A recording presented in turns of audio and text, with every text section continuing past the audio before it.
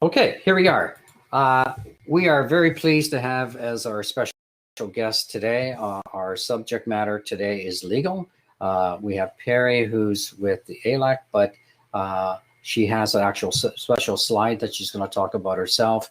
And as I always say, people know themselves better than anyone else. So welcome, Pari, and I'll shut my audio and video, and we shall carry on.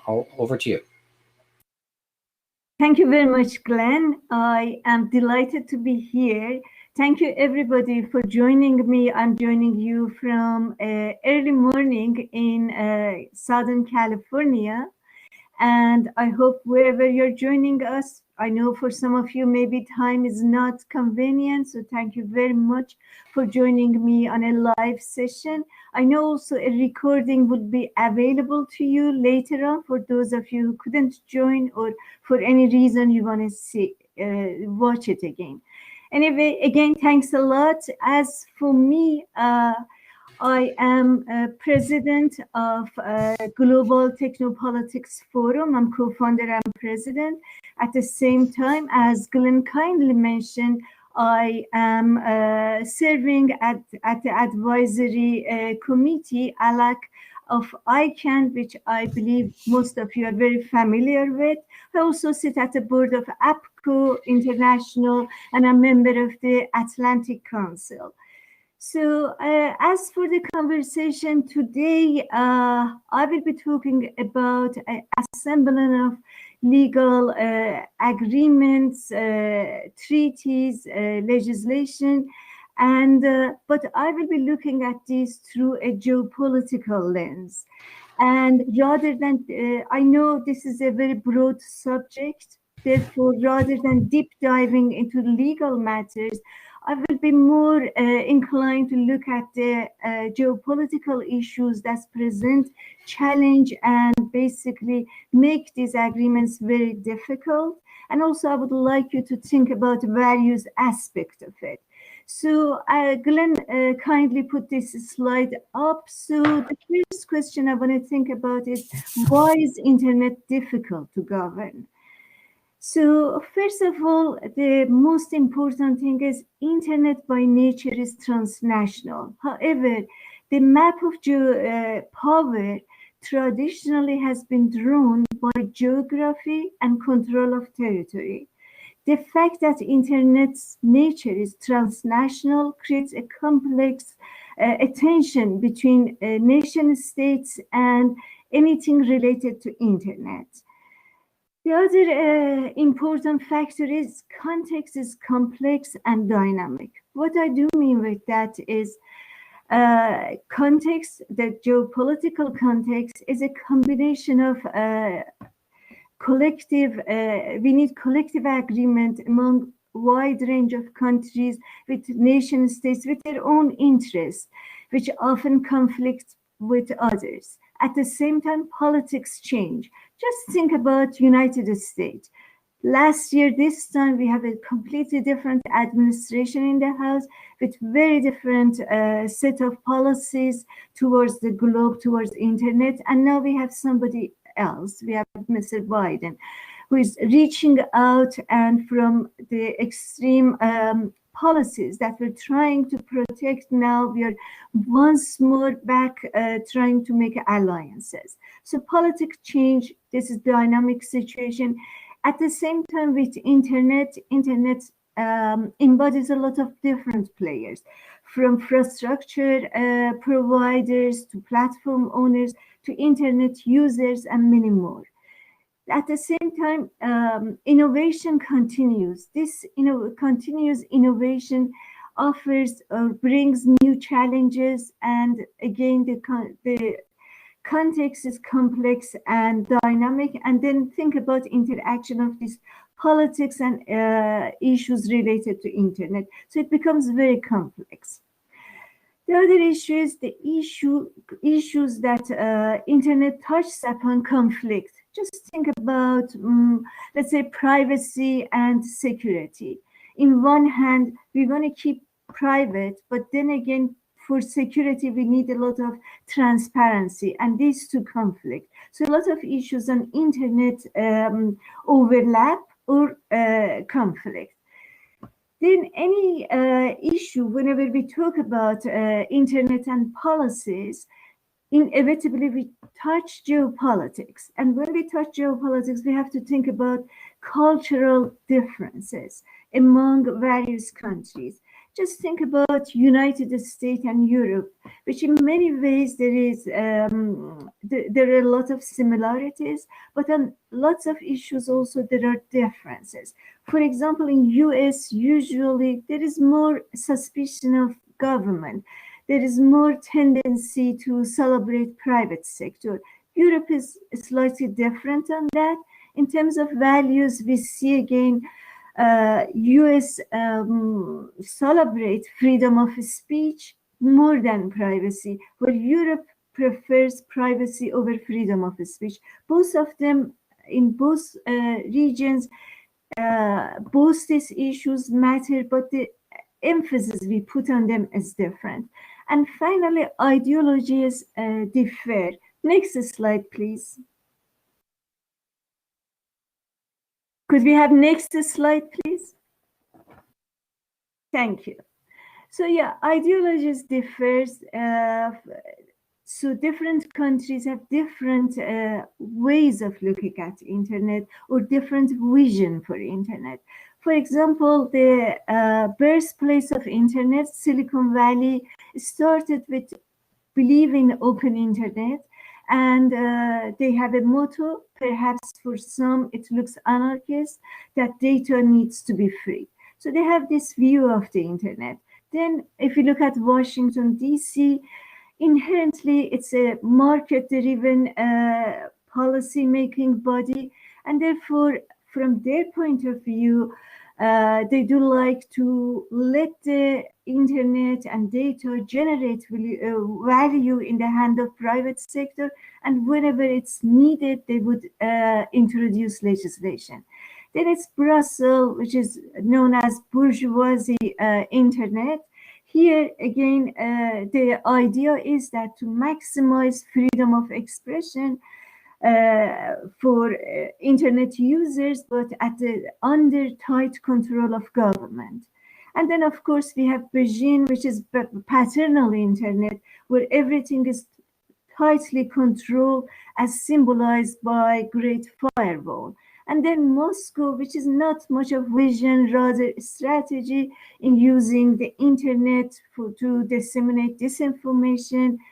It's often perceived that way, that is disseminate disinformation and basically plays the spoiler role. Next slide, please. Thank you.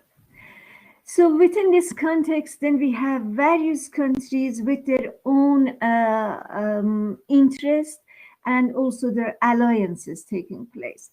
This map is quite interesting in terms of showing how our world has changed.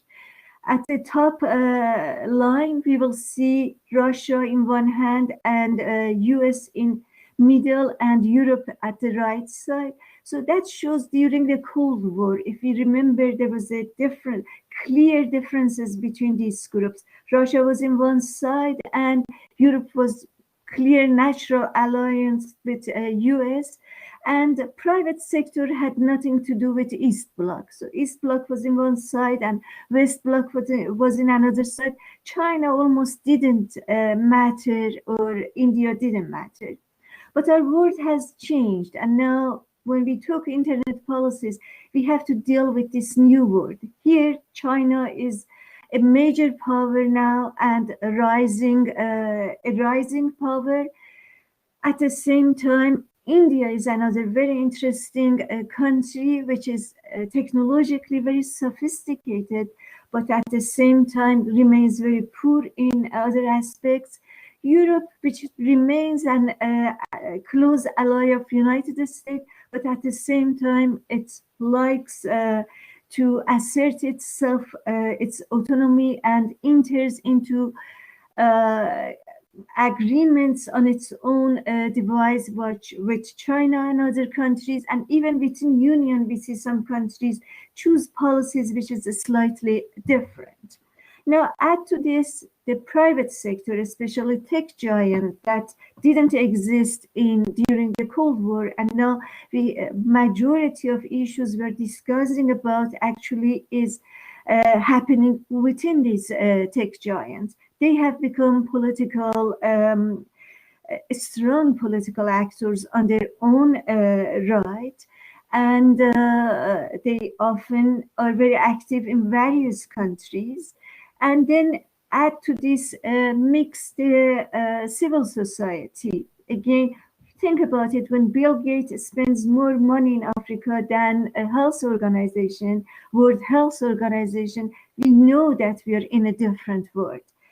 So to add to these complexities, alliances being made. Africa is one area that is up for grab in many ways. And then it's Central Asia. Central Asia is a very interesting area. It's have a lot of untapped resources, unserved population, and underdeveloped infrastructure. Two major players recognize the potential in this region, India and China, and they are trying to enter that market by China through investing very heavily and luring a lot of these various countries into huge debt. And India, in another hand, in 2002, India joined a contract with Russia and US to create North-South transport corridor. At the same time, China, through all the investment it's making, it's involved in BRI, or Belt and Road, and Digital Silk Road initiatives. So together, these corridors are connecting east to west. So basically, soon the region, Central Asia, will have access to all markets. The critical part is this economic corridors are infused by digital technology, often from these countries, from China. And it's concerning because once China managed to control digital technology within these regions, it could write the norms and standards, and both for financial system, for infrastructure, and for the technology as a whole. And as we know, already these countries tend to be localizing data, and this could have grave implications for the global stability, for internet governance, global stability, and order. So there are lots of issues to concern. Next slide, please. Next slide, please. Pari, it's Glenn. I just want, since you're on this slide, as you know, the U.S. implemented a trade war with regard to 5G and the use of highway as in terms of trade. So, is there anything you can say about the dynamics of the trade wars that are happening with technology, such as the U.S. Embargo on the highway products in the U.S.? Absolutely. Excellent question. If we have next slide, we will look at that issue. Oh, okay. Thank you. Okay, so one of the issues is what are the key concerns, which Glenn kindly touched on that. Sovereignty and autonomy is an issue that, as Glenn mentioned, 5G is a very good demonstration of that. So what we had is suddenly US realized that there are these technologies that could take the autonomy away from the certain countries. So there are issues of security, yes, in one hand, and here is the question we should think about: to what extent the whole argument about 5G was about security.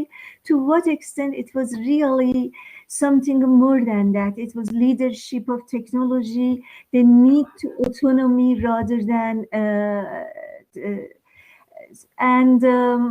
yeah, so there are a lot of different aspects to this whole conversation that we had around 5G, and many countries eventually joined that conversation.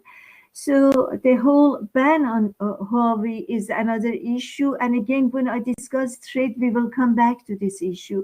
But yes, the issues in internet, geopolitics of internet, they interact, they cause a lot of, there is overlap between them. So I really like you to think about that. The whole conversation around 5G, what was it? Was it security? Was it a trade war? Was it about technology leadership?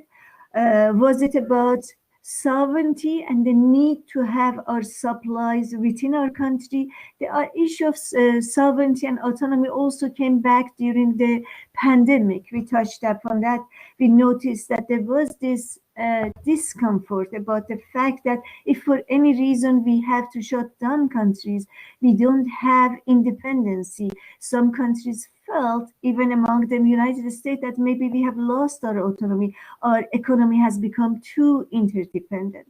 So these are issues that matters. Another issue of, Glenn, did I respond to your question? Yeah, I think you're touching on it, and I just wanted to indicate that Canada and other countries are abiding to something called the Five Eyes agreement between each of the countries. So how do these multilateral agreements fit into the context of these? You have an element of autonomy, but then on the other hand, you have obligations with these multilateral agreements. So how do you deal with the really, actually, in many ways, a conflict? Absolutely. So it's very difficult. That's why it makes our work very difficult. That's why we, as I mentioned in previous slide, we moved from the Cold War when everything was clean and neat. There was problems, but we have moved to this new world where things are not as clear cut, and there is a lot of conflict of interest. There is a lot of autonomy, and there is a lot of, rather than multilateral, bilateral agreements. So our world has become complex, and there is a lot of conflicting interest in play. That's what makes our world very, very difficult to deal with. In one hand, we have more egalitarian with so many new players, which is what we really like in global scene. But on the other hand, like, democracy never has been easy. Even on global scene, it's not easy. So they're very difficult. We need consensus, and that's why they take time and they're difficult. So another layer I like to discuss, another issue of concern, is collective privacy. We hear a lot about privacy, but one key concern is collective privacy, where our societies increasingly could move, if you're not careful, towards a surveillance society, where we will have societies, Orwellian kind of communities. So this is another cause for concern, and that's why we like to push and have some kind of agreement and code of conduct on internet governance. Global conflict, there is a concern that the tension we see between countries that Glenn also mentioned, this could lead suddenly to some serious global conflict, which nobody wants to see. We have seen it in 20th century. No one wants to see similar thing in 21st century, but there is that tension and there is that concern. Then there is a concern about trade contraction, because if we start to erect borders again, if we start to break internet, we could see some contraction in economy, which again is not a desirable outcome. Then there's issue of innovation. It could make innovation more difficult, and so there's erosion of interconnectedness that we pride ourselves for creating, that has been the major force behind the advancements that we have seen in driving innovation. So there are these concerns on innovation. Also, I'd like to mention that there are concerns not only about our lifestyle, but about job security. That's another issue to think about. There is about a lot of concern about leadership of technology, because that's leadership also going to translate on have impact on global order. So there are a lot of concerns in this scene that all entangles with geopolitics and brings innovation. This is a combination of these two that, as we mentioned, we are not living in a simple world. It has become very complex. Next slide, please. So again, internet touched in every aspect of our lives. There's so many dimensions, and I like here just take time to mention that internet. We are discussing problem associated, but we should also realize that internet has been the key. It is and it will be the key to serious challenges we face, such as environmental challenges, such as the fact that still we are living in a unequal world where we have still South, which hasn't catch up. We have poverty in our world. And even in pandemic, technology showed that how they hold the key to overcoming these challenges. But at the same time, they present new problems. And these problems touch every aspect of our lives. So there are many issues to discuss. In this talk, I chose 4 topics: privacy, content, and trade and security, because our time is limited, so we cannot go through everything. Even on these issues, I'm just going to touch the surface and provide you with a comprehensive understanding. And again, please feel free to ask any questions. Next slide, please. And if there is any question, I'm happy to answer, of course. So on issue of privacy, it's a known factor that tech giant by accident basically stumbled on a business model which was extremely profitable, but at the same time hugely invasive of privacy. So various as time passed, actually we started to understand better the problems associated with privacy, with technology. So various laws, agreements, treaties, whatever, mostly national level or regional level has come about.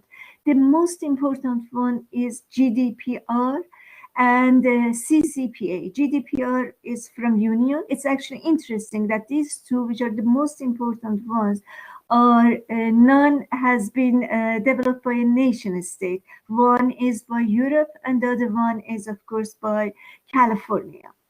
So there are other ones. India has developed its own personal data protection bill in 2019. And of course, China has Great Firewall.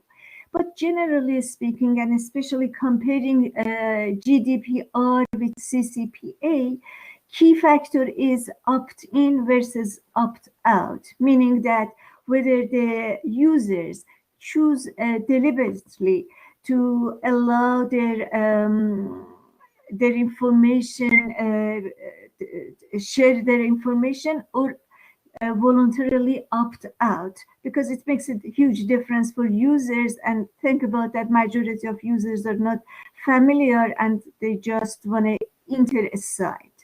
Then there are issues which matters in all these bills we talked about. Right to be forgotten. So to what extent a user is allowed, after how many years, on what conditions.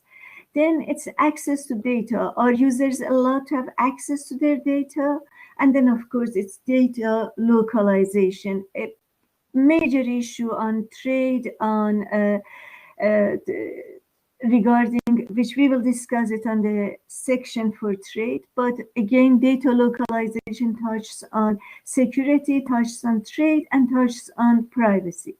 So mundane issues such as where the data server should be located becomes geopolitical here.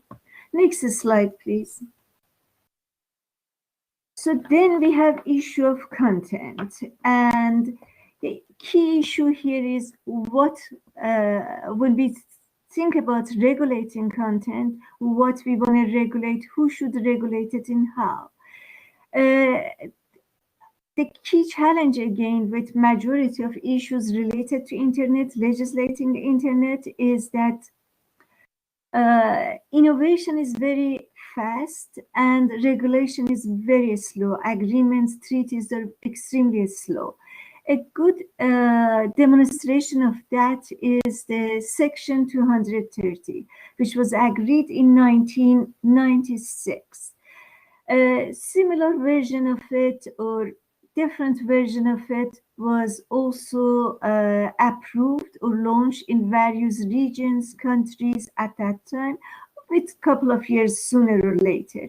However, all these were revisited again in the face of disinformation and lots of problems that internet we encountered with internet as years passed. So Section 230 basically giving online content provider broad immunity from lawsuits for words, images, videos posted on their website. Now, over the years, there has been grievance in United States from both sides of the aisle. Republicans are claiming that internet providers, platform owners, are censoring their point of view. And then, of course, Democrats claim that it has become a bastion of disinformation, misinformation, and modeling in elections. And both sides wants to revisit this legislation. There are proposals waiting in Senate to limit it to a certain point. Similar issues in Europe. We have again e-commerce directive was approved in 2002, 2020. We have new Digital Service Act. France, Germany, UK have their own acts limitation they're putting on these digital platforms. India has again had an act in 2000. Again, it has been revisited and some limits introduced in 2008, 2011, 18.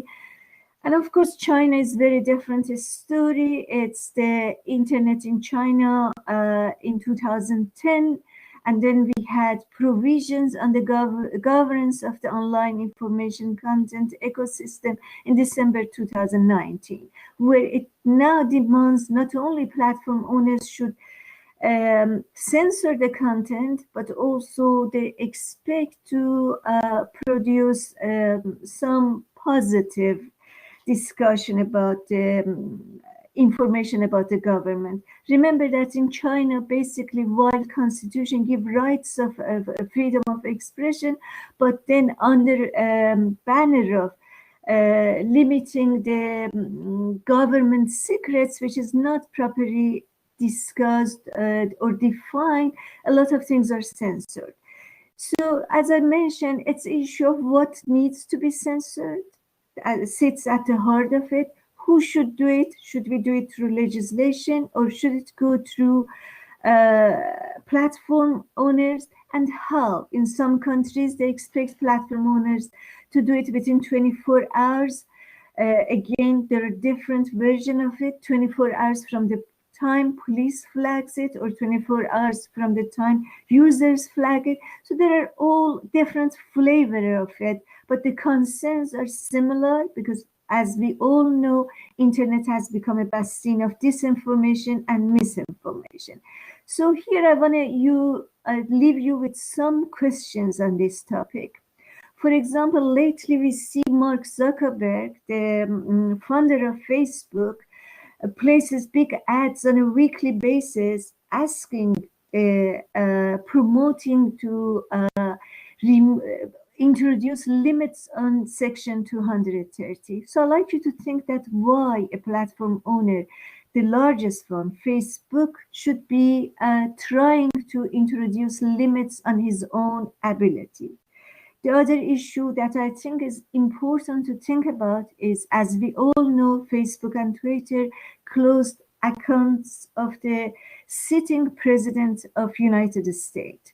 So regardless of how we feel about this president, it's important to think that should we allow an unelected entity to shut down and censor a sitting president? What kind of consequences it will have for our democracy?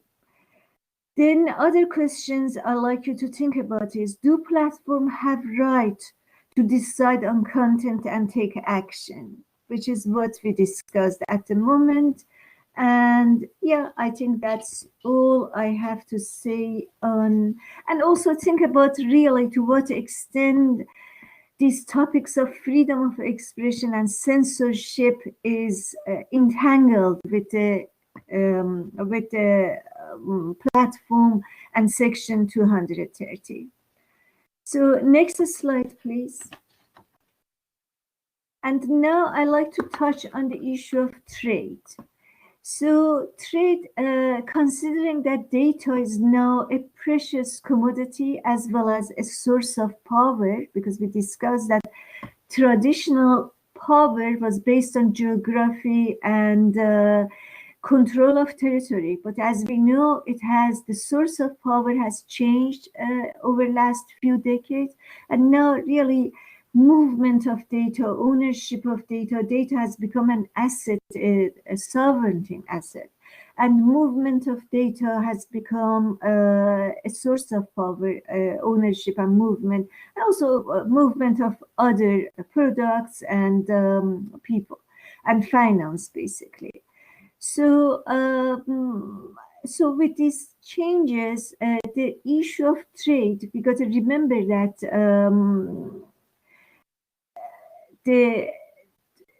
all these issues has become critical, important global trade issues.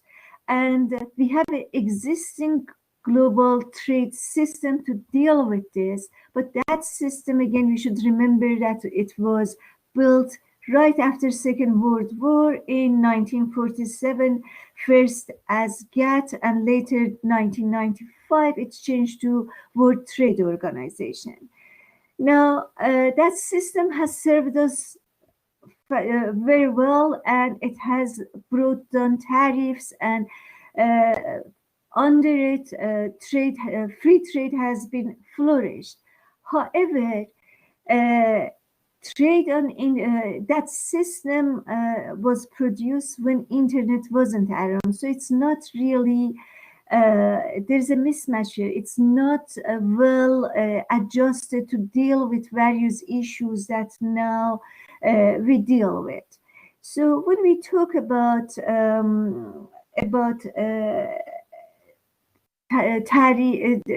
trade, usually traditionally we deal with physical tariffs. So like quota and tariffs being introduced when we talk about barriers. However, with internet, we're dealing with what is called non-tariff barriers.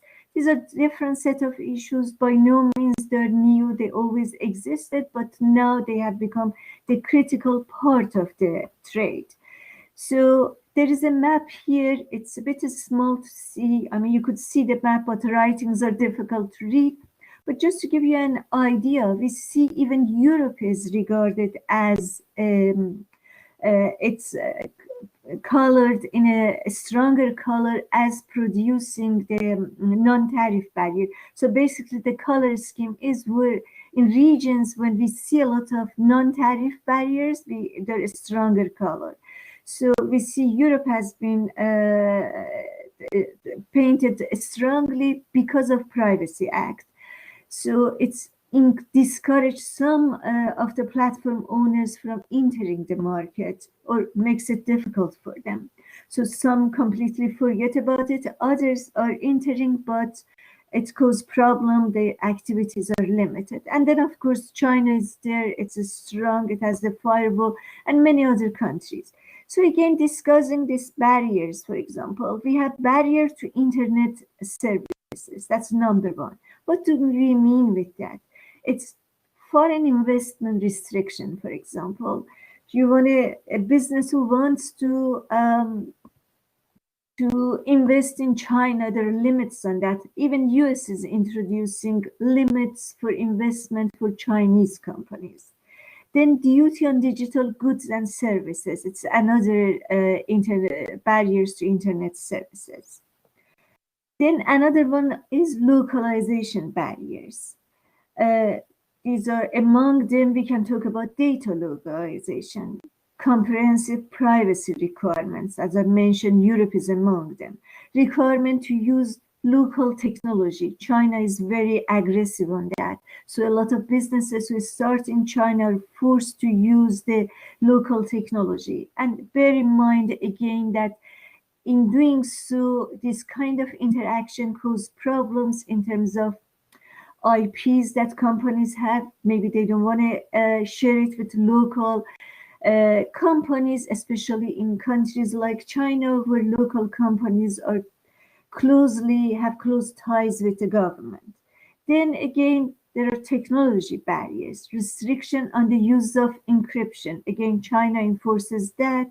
IPR transfer, again, hallmark of China, and local certification. Local certification, different local certification are very costly for businesses, for internet businesses who want to be global, who want to work in various places. And again, with certification comes concerns for IP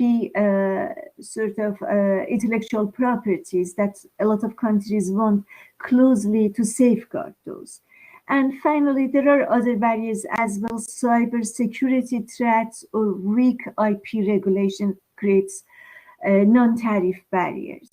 So these are some of the, just again, I'm touching the surface, but these are some of the biggest problems we have when it comes to trade. A lot of these issues are discussed under banner of security, which is next issue. Next slide, please.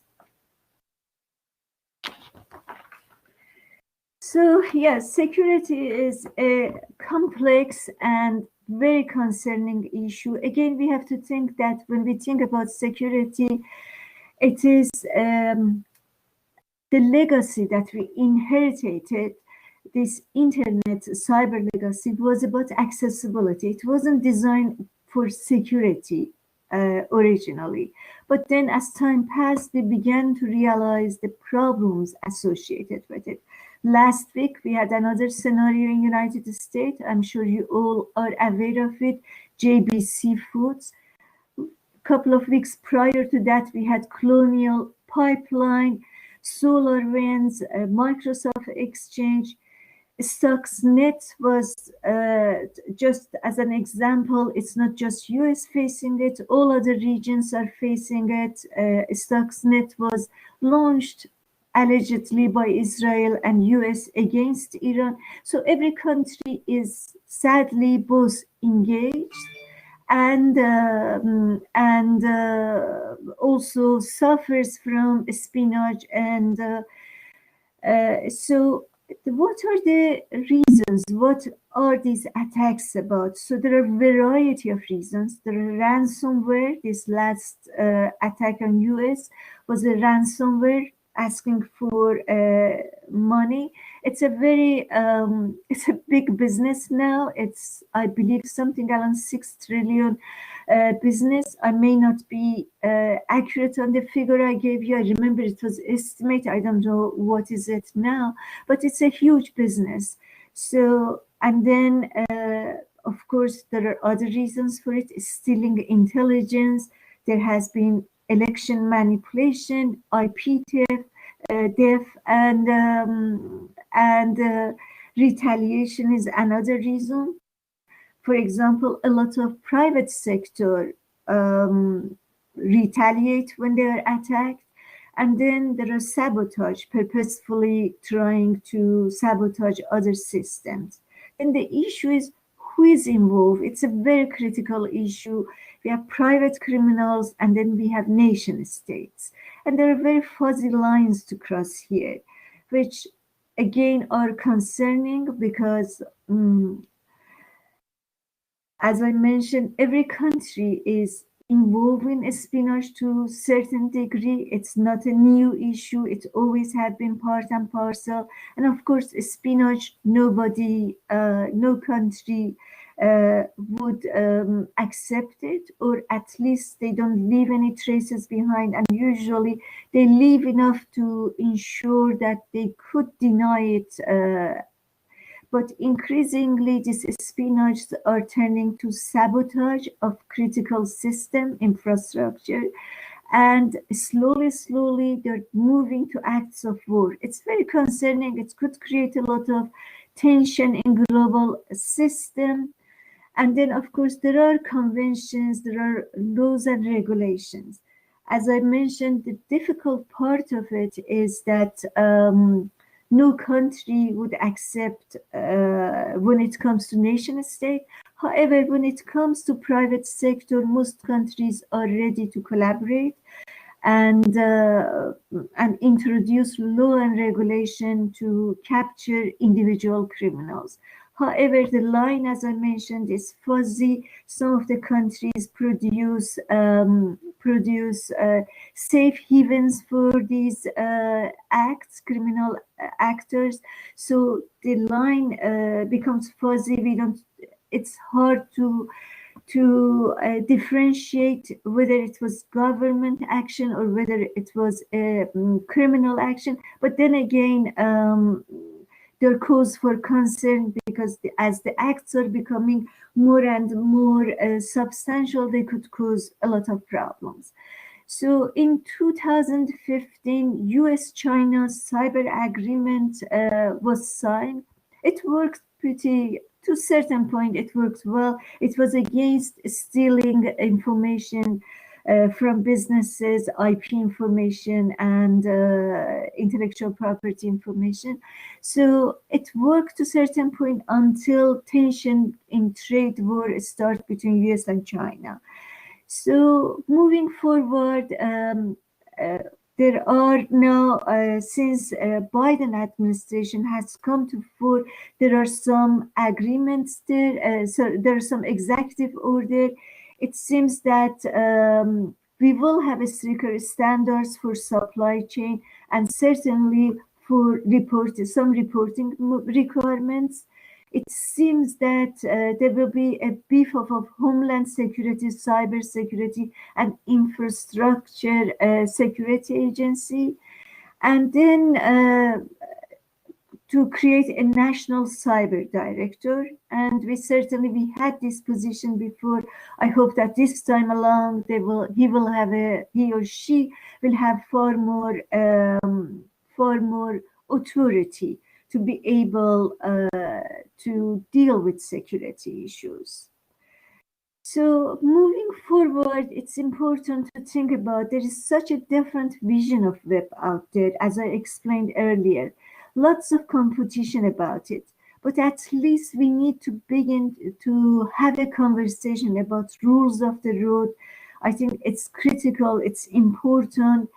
As I mentioned, 2015 worked for a while. It's a very good place to start. I think to enter with similar agreement with some of the allies, the easy part, a straightforward part maybe should be from starting a conversation between US and Europe and some of the Asian friends, and then we can introduce and bring others, come up with rules that we think are sensible, and then begin to see if we can engage Russia, China.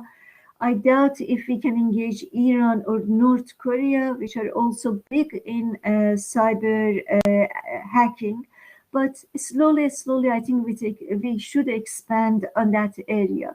The critical issue is that to remember is, despite our differences, we need to share, to communicate. We need to come up with ideas.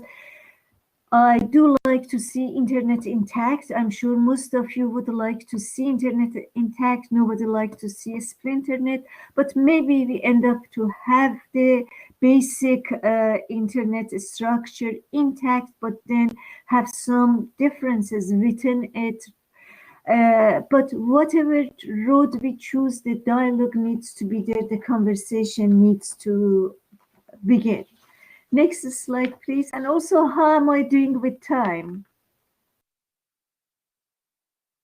We have roughly 10 minutes, and that includes our question period. So perhaps if you carry on for next 5 minutes, we should be fine. Okay, I will be very fast. And okay, so basically, as you saw from this brief discussion, that today this patchwork of privacy laws and industry self-regulation lacks transparency and coherence, with adverse impact on innovation and competition, and do not protect global citizens' privacy while driving an escalation in geopolitical tension. So the key question is, are geopolitical tension inevitable? I would say yes, but let's go to next slide and see how we are doing. So there are a series of, again here I should mention that legacy matters as we move forward.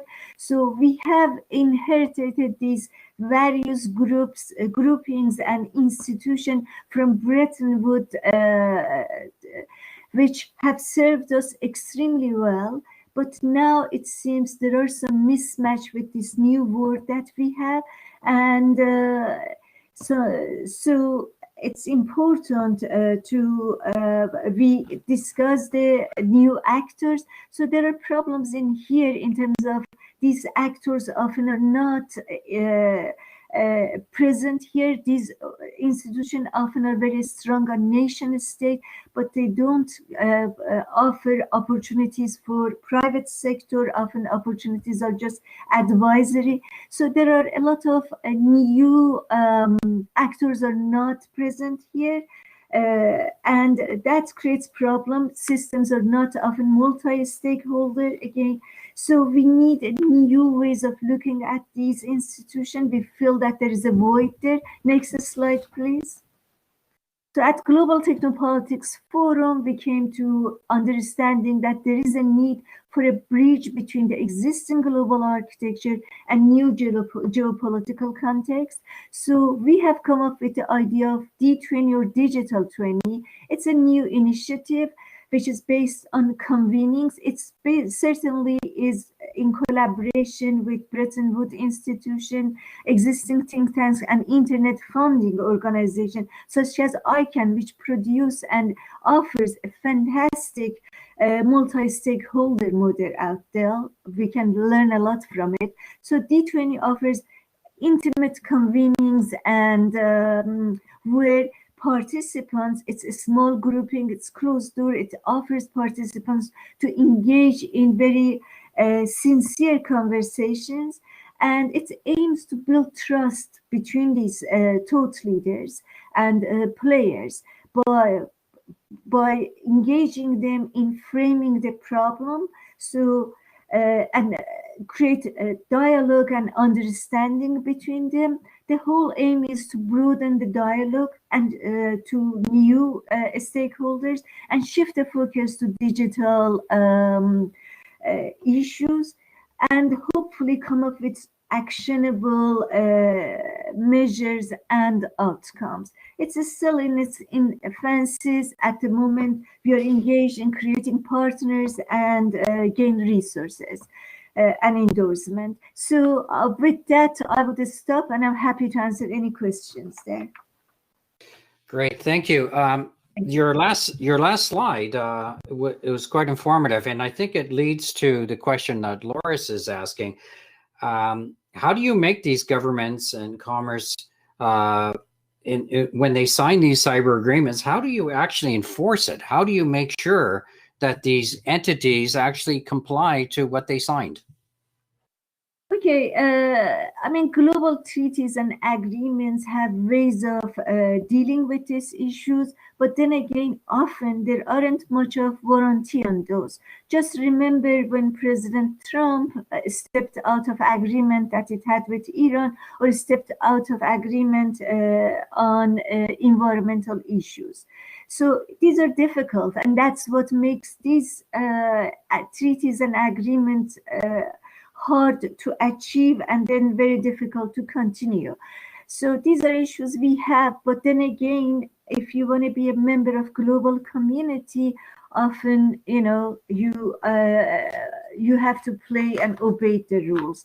So it's unlikely for partners to step back, but it's not unheard of, as we heard in past. So that's the nature of these kind of agreements. But then again, there will be difficulty to return to some of agreements. You step back, and the most important part is usually countries try to create the best deal for themselves, and then they stick to their words because they know that if they don't, it backfires in other places. And as you see, U.S. relationship has been damaged over these actions, over stepping away from agreements. And while new President Mr. Biden is trying now to revive a relationship and overcome, but I think that some damages are permanent, and it has made impact in terms of US to be perceived as unreliable. So these are the consequences of stepping back from agreements. Great, thank you. Let me go back to one other question that Loris was saying during your section talking about privacy. She states here that COVID-19 saliva testing has risen tensions between authorization, privacy, and public interest in the context of the global pandemic and biological testing for human use.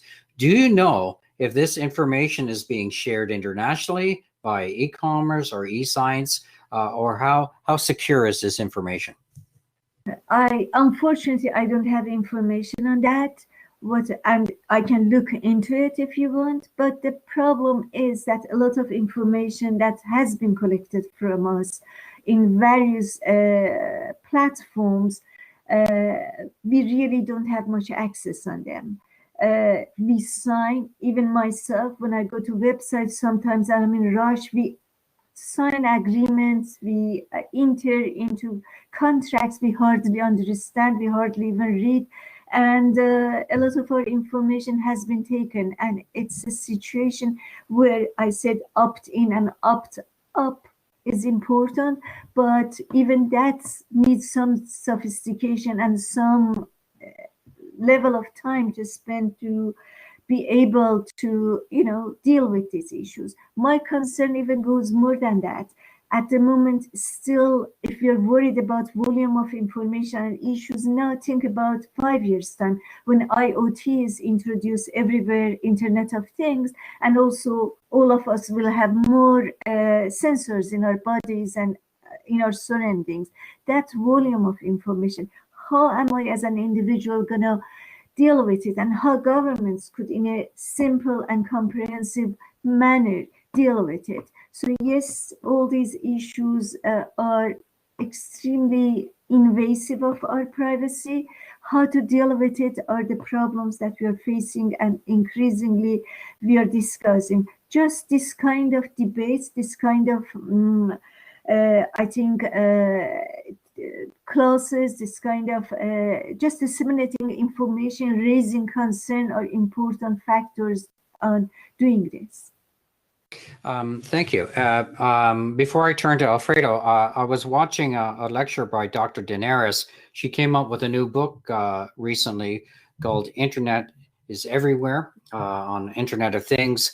And she actually, like yourself, is trying to grapple with the issues of, as technology accelerates and it's more intrusive, the issues, whether it's geopolitical or policy, there seems to be a disconnect. So tell us a little bit more about the global techno Technopolitics Forum, and how is it broaching this issue?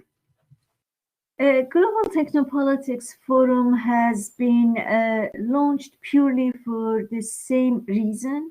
So D20 or Digital 20 is one of its projects. So Technopolitics have two arms. One is research, which we have been very active. We produce several research papers. Right now we have a comprehensive research coming on digital corridors that today I touched upon it.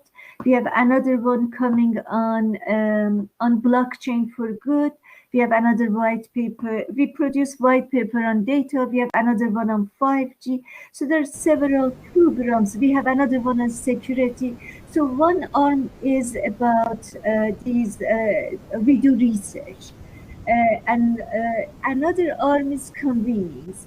So due to years of experience and connections we have, we managed to reach a level of thought leaders, and we create these convenings that are closed door convenings.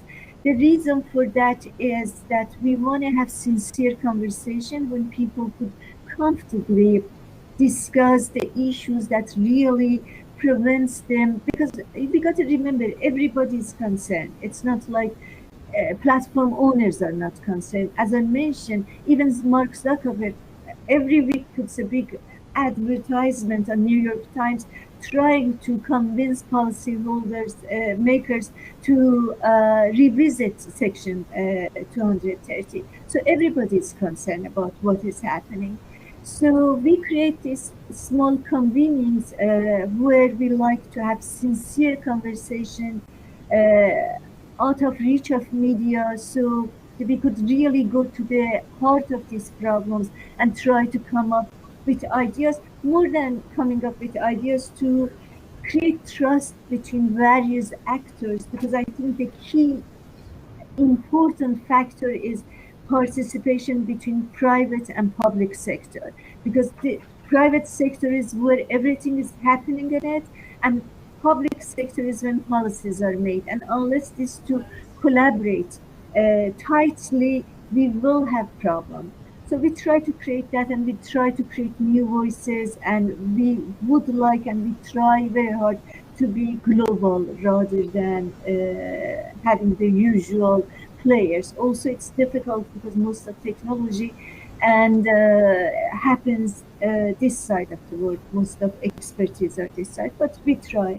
It's a beginning, but it's a try to expand the dialogue. Let's put it that way.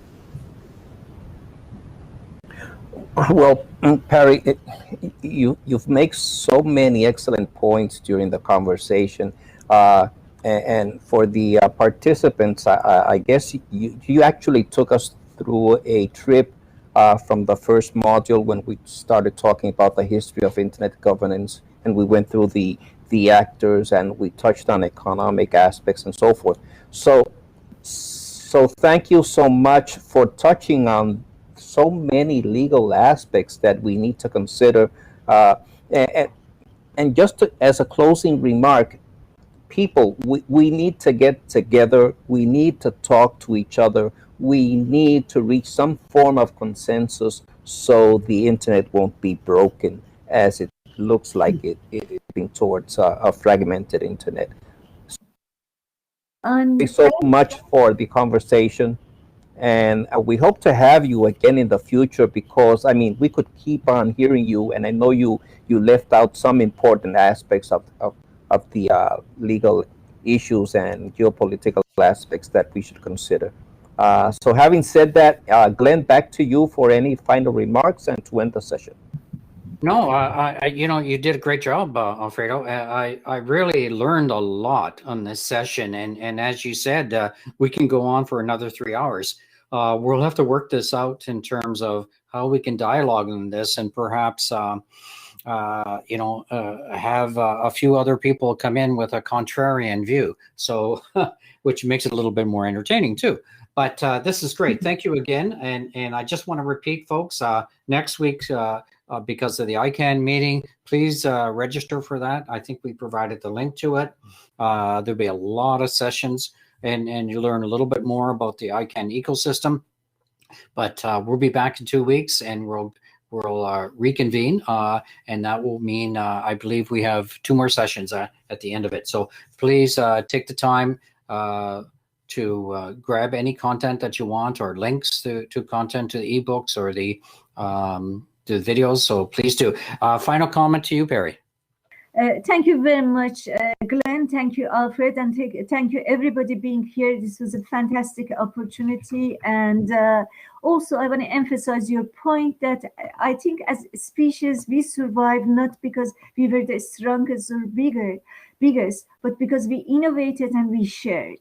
And I think that collaboration and sharing is what we need moving forward, facing challenges that humanity is changing, from environmental to pandemic to many more. So thank you very much for opportunity. I appreciate very much what you're doing, Glenn, what you're doing, Alfred. And again, thank you. Thank you. Have a great day, everybody. Bye-bye. Bye.